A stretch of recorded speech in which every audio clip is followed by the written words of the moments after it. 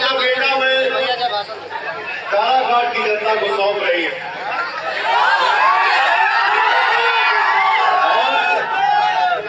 मैं आज भी अपने बेटे को मारती हूँ, गलती करता है तो, और काराकाट की जनता को मैं हक दे रही हूँ कि पवन अगर गलती करता है तो आप भी काम पकड़ेंगे, बोलेंगे बेटा ये करूंगी। इसलिए इतना भरोसा रखिएगा, 32 साल से पवन सिंह को आपने गायक बना के रखा है, 20 साल से पवन सिंह को आपने हीरो बना के रखा है।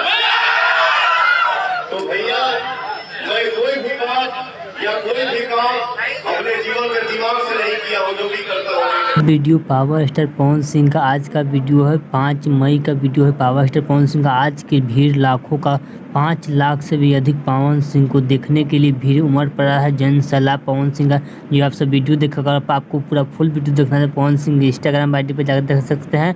पवन सिंह लाइव के दौरान पावर स्टार पवन सिंह पूरे नेता को रगड़ दिए। पावर स्टार पवन सिंह का आज जनसबल सैलाब में 5 लाख से भी अधिक लोग जुटे थे। चलिए अगर आपको यह पावर स्टार पवन सिंह का वीडियो अच्छा लगा तो प्लीज़ सब्सक्राइब कीजिए, वीडियो लाइक कीजिए। चलिए मिलते हैं न्यू अपडेट के साथ, तो ओके बाय।